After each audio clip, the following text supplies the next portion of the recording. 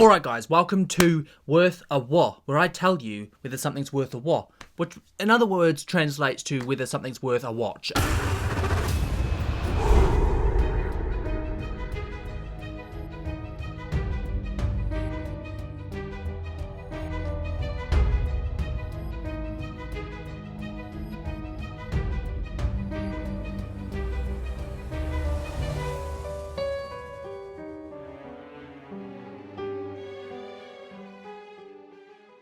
Today we're talking about Death of a Unicorn, which I just went to see the day it came out. If you guys don't know, I work in a cinema, so I can go and watch things almost immediately. Now, the rules are going to be set below. I give myself 10 minutes. Now, that's 10 minutes of edited content. Sorry, that's my dog. That's my unicorns. I give myself 10 minutes, guys. Very, very basic, spoiler-free review. Yes, I will swear. Yes, I will get excited. This is not going to be censored. A lot of these films are not going to be age-appropriate anyway, so who gives a damn? I don't think I should be in swim shorts for this moment. But I thought I would start with this one because, let's just say, it was fucking fantastic. I was skeptical, okay? I was very skeptical going into this. Now, let me just say, yes, I know you shouldn't, but I looked at the reviews. Going into this, I had this preconception that this would be overly comedic, okay? I'm not sure if I'll like it, so let me just look at Rotten Tomatoes.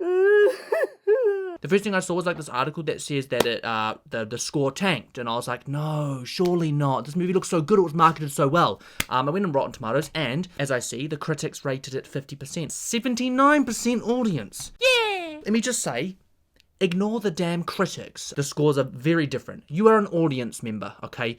Look at the audience member, or from now on, come to the channel. Basically, what a what is an utterance of, it's like saying whoa, but it's with more emphasis. It's a whoa. The fuck was that? Must be moose mating season or something. And it's a very, very common thing in my reactions. If you don't know, I do reactions on the channel to all sorts of stuff. Damn, that is squeaky. But anyway, let me dive into this, guys. Death of a Unicorn. What did I think? Preconceptions, obviously, like I just said, I went in thinking I'd be worried about overly comedic and not enough horror. I was proved wrong. I'll put it short and simple, guys. I was proved wrong in that regard. Admittedly, one of my only criticisms is it was kind of marketed as a horror, especially with comedy horrors.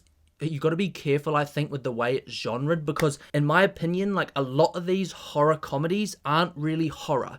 So a lot of people that go to watch the film thinking, I'm going to go watch a horror, I'm going to go get goosebumps and my teeth are going to be jittering and my popcorn will be all over the floor, that kind of stuff. That's not going to happen. Unfortunately, that's not how this film kind of rolls. It's not how a lot of horror comedies kind of roll. If you're a horror fanatic like I am, sometimes you go to watch a film to get scared. Unfortunately, that's not the case. I will say, with that put aside, it has some fantastic horror elements, but I'd probably classify it as more of a thriller. For anyone thinking to themselves, is this really scary? Not really. Like, I could probably take my younger brother to watch this. He's just turning 16. He'd probably get through it fine. But in saying that, I freaking loved all the references. There are an insane number of horror references to other fantastic films, and there are techniques used that are very obviously from other films. The way I put it, think like Jurassic Park mixed with Alien, which kind of shocked me. Alien and Predator. And then just a cheeky little bit of We're the Millers.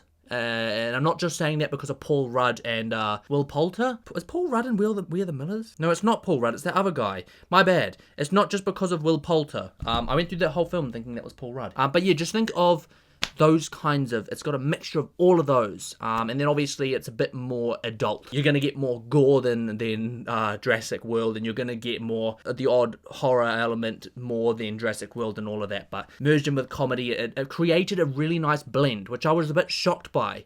Like, I was thinking, oh, this is going to be overly comedic and not enough horror, not enough thriller. I'm kind of just going to be swallowed up by the comedy side of it. And being a person who's not massive on comedy films, this could go two ways. But it went the good way, thank goodness. The blend was fantastic. And I actually found that the comedy elements were really well merged with certain characters and sort of put at very strategic points. Like, I never really felt like it broke the tension. It's a fucking unicorn. And you could watch the film being on the edge of your seat and having a giggle every now and then. So in that regard, I loved it. I thought the balance was perfect. All those worries going in, fine. None of those were, if you're worried about the overly comedic or not enough thrilling or all this stuff, then don't worry about it too much, you know. What I will say this is the only criticism I think that you could have. They kind of marketed it like more of a horror. My only advice is if you're going to watch it, don't go to watch it thinking you're watching like a outright horror. The way I sort of summed it up in my notes is this. Expect to have a laugh, but not to poop your pants. Not to say I didn't jump, because I did. But pants are soil free. Like, you're not going to be watching it like this is Blair Witch or Paranormal Activity or like, oh my god, the whole time that's not what you're getting. It's not what you're paying for. You're going in to get fantasy, you're going in to get thriller, you're going in to get some comedy, you're going in to get, you know, the star cast of Jenna Ortega, Paul Rudd, Will Poulter, you know, and there's more too. That's not even to say that literally the cast was stacked. You're going for those things. And it was emotional too. Hey, I had moments of tearing up. If you get really invested in films like I do and you tear up a little bit, that wasn't void of that too. So it's got, honestly, it packs a really good freaking punch. But I don't know if I'd put it at like how do I describe this? If you go with no conception of what genre you're going to get, you're probably hitting an 8 or a 9 out of 10.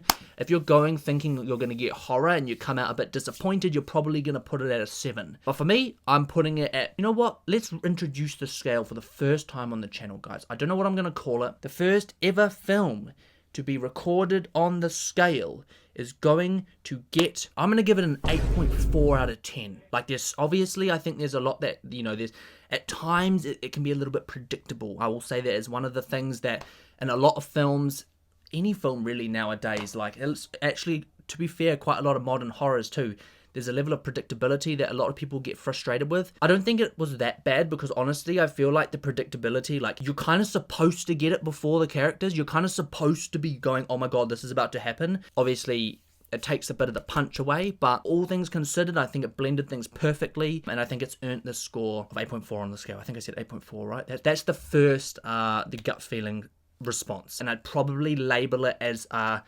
fantasy comedy thriller. Do you know what I mean? Not so much horror. But like I said in saying that, my favourite part of the film was all the references.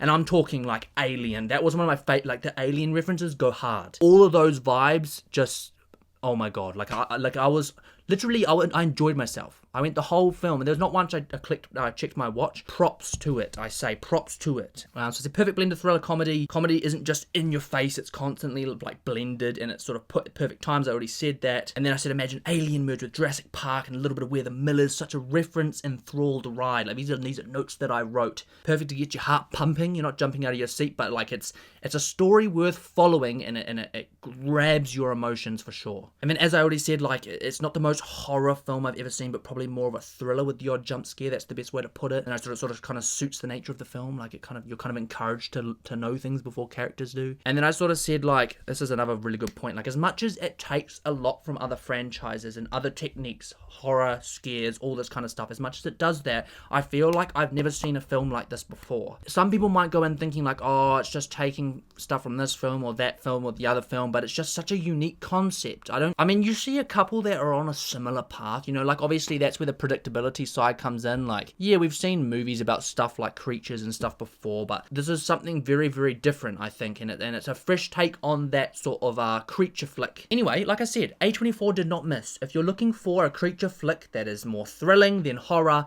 that it's got comedy elements, perfectly poised, all that kind of stuff, you're in the right place, guys. And it's A24. Okay, I recommend you go watch this. Do I think you should watch it in cinema? Yes, I do. I'm a big believer in cinema, you know, big screen, loud audio, and all that kind of stuff. I'm a huge believer in it. Obviously, if you can't, that's cool. It'll be awesome watching at home as well, but just the big screen, this is one that I would say definitely watch it in cinema if you can. And if you can't, you're not going to miss out. Honestly, you can just use my movie at home technique. Get your laptop, lay in bed, put it on your chest. I know it's really close to your face, but honestly, who believes in square eyes? Get your AirPods in, headphones in, turn the volume up, turn the lights all out in your room, and boom!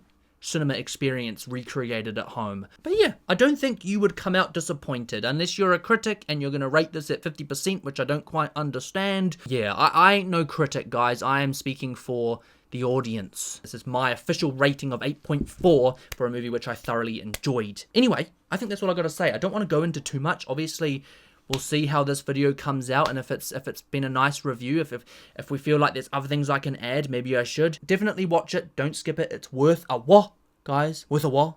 For sure, it's an 8.4 on the WOS scale. But yeah, guys, that is all from me. As ever, this has been Dan. Thanks for watching. Let me know what you think in the comments. I think it's really important, guys, because I'd love some feedback on this new series. I'm trying to speak fast, as you can see, because I mean, we do have 10 minutes. And yeah, I hope you guys thoroughly enjoyed this quick 10-minute review, or 60-second one if you're watching it on the shorts. And yeah, this has been your boy Dan, and I'll catch you in the next one.